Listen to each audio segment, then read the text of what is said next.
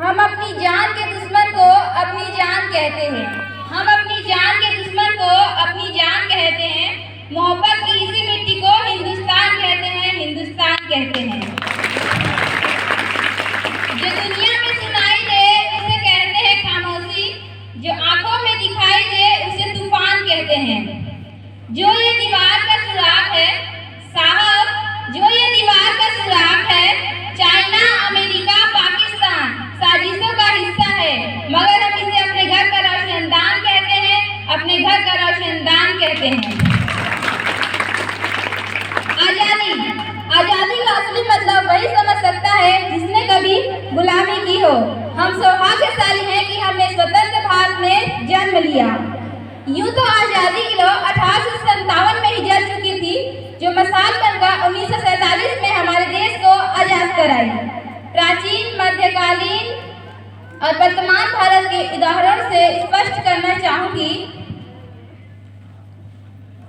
कि जब हम फिरंगियों के फेरे में फंस गए थे तो रंग दे बसंती चोला की एक आवाज पर टोलों के टोले उमड़ाते थे और उनके वंदे मातरम के नारों से खून में आने वाला 5-5 डिग्री का तूफान हम अंग्रेजी शासकों की जड़ों में तूफान ला देता था। लोग मर जाते थे, मिट जाते थे, फांसी चढ़ जाते थे, तो वो भी अपनी देशभक्ति साबित कर रहे होते थे, क्योंकि यह उस दौर की देशभक्ति की कसौटी थी। उसके बाद 62, 65 और 71 के युद्धों में अपना सुहाग गंवा देने वाली औरत जब घर के हालात ये हो जाया करते थे कि मांग का सिंदूर गया, प्यार भी भरपूर गया, छोटे नन्हे नहालों की लंगोटियां चली गई, छोटी छोटी बेटियों की चोटियां चली गई, बाप की कमाई गई, भाई की पढ़ाई गई, ऐसा एक विस्फोट हुआ पता ही चला नहीं। पूरे जिस्म की ही कई बोटियां चली गई और आपके लिए तो एक आदमी मरा है साहब, परंतु मेरे घर की तो रोटियां चली गई, मेरे घर की तो रोटियां चली गई। वाले हालात पैदा हो जाने के बावजूद एक माँ अपने बेटे को सरहद पर दुश्मनों की धज्जियां उड़ाने के लिए भेज देती थी और उसे पत्र लिखाकर ये भेजा करती थी कि माँ, अम्मा ने पत्र लिखा है बड़े चाव से, पुत्र मेरे ना घबरा जाना, 1 इंच भी पीछे ना हटना, चाहे इंच इंच कट जाना, चाहे इंच इंच कट जाना। इस तरह पूरा परिवार अपनी देशभक्ति साबित कर रहा होता था। तब देश बलिदान मांगता था, तब देश लड़ जाने कहता था, तब देश मर जाने को, मिट जाने को, फांसी चढ़ जाने कहता था। किंतु आज देश लड़ जाने को नहीं कहता, आज देश मर जाने को, मिट जाने को, फांसी चढ़ जाने के लिए नहीं कहता।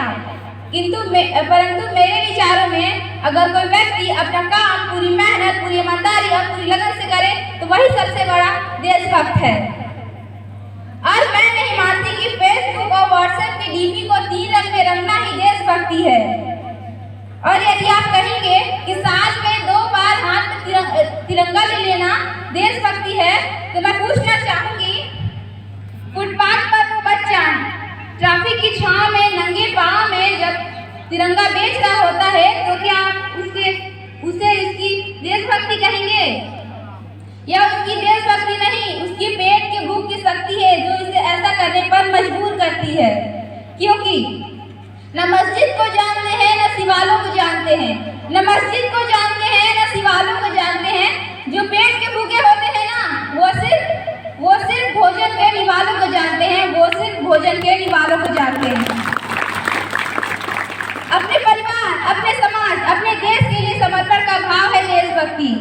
देशभक्ति और हर देशद्रोही के जीवन में आने वाला तूफान है हमारी सच्ची देशभक्ति, ताकि हर देशद्रोही यह समझ सके कि अगर तू परिंदा है तो ये आसमान तेरा है, अगर तू दरिंदा है तो ये शमशान तेरा है। भाईचारे से रहना है तो रह इस जमीन पर, वरना यह कब्र भी तेरी है और यही कब्रिस्तान तेरा है और यही कब्रिस्तान तेरा है।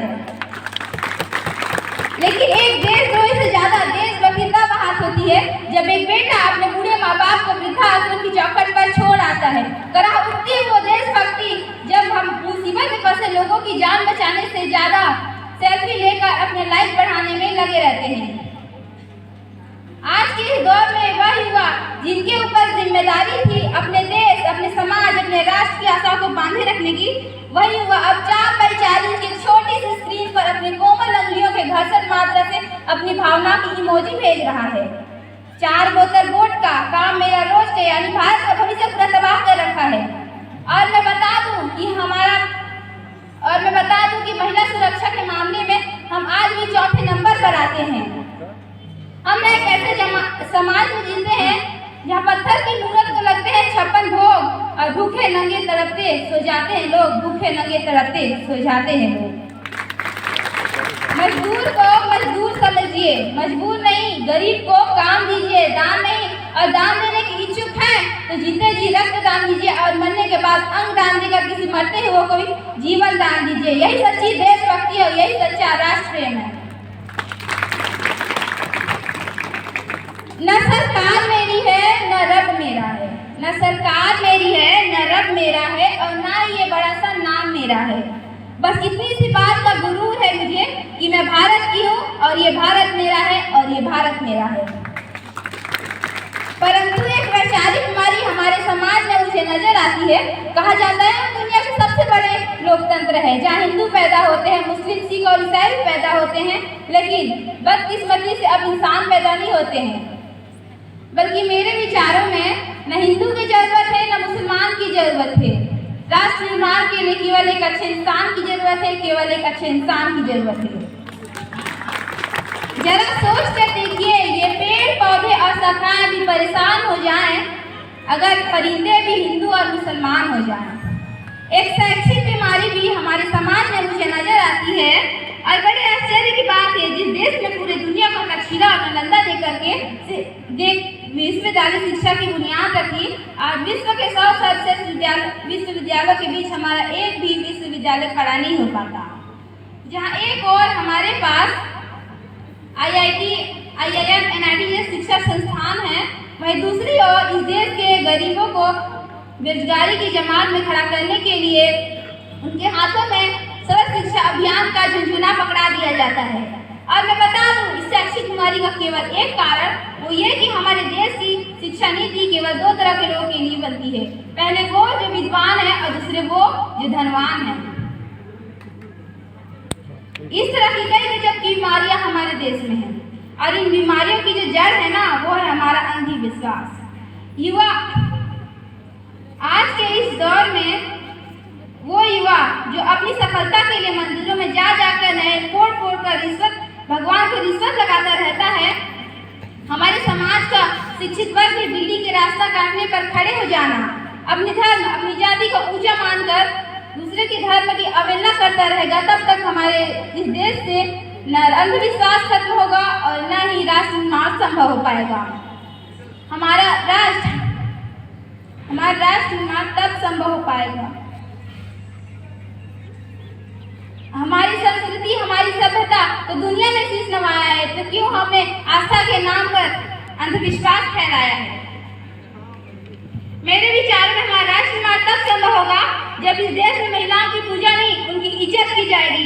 राष्ट्र निर्माण तब संभव होगा जब हम जाति का संरक्षण नहीं बल्कि सामाजिक शक्ति पर बात करेंगे। हमारा राष्ट्र निर्माण तब संभव होगा जब स्वच्छता अभियान में केवल सरकार नहीं बल्कि सड़क पर चलने वाला हर एक नागरिक स्वच्छ भारत को दिल से अपनाएगा, अपना हाथ बटाएगा। असल मायने में हमारा राष्ट्र निर्माण तब संभव होगा जब एक गरीब बच्चा मध्याह्न भोजन के लिए नहीं, ज्ञान अर्जन के लिए सरकारी स्कूल के चौखट पर कदम रखेगा। और हमारा राष्ट्र निर्माण तब तक संभव नहीं होगा जब तक एक नागरिक नैतिक रूप से सटीक, चारित्रिक रूप से भ्रष्ट, मानसिक रूप से दिवालिया, धार्मिक रूप से अंधा, राजनीतिक रूप से गंदा, शैक्षिक मान्य मूल्यों के आंकड़ों में चिन्ह पेपंद में अखंड भारत को खंड करता रहेगा, तब तक हमारा राष्ट्र निर्माण संभव नहीं होगा। बड़ी बातें नहीं, छोटी कोशिशें करनी होगी, क्योंकि ठोकर हम पहाड़ से नहीं पत्थरों से लगा करती है। गिलास छोड़ देना, इधर लाइए, इधर इधर आधा को दिखाती है। और मैं सैल्यूट करना चाहूंगी सरहद पर दिन रात हमारी रक्षा के लिए खड़े हर उस जवान को, इस देश की पुलिस, प्रशासन और किसान को, और इस देश के हर उस व्यक्ति को जो अपना काम पूरी ईमानदारी, पूरी मेहनत और पूरी लगन से करते हैं, जिनके बिना राष्ट्र निर्माण की कल्पना करना भी असंभव सा लगता है।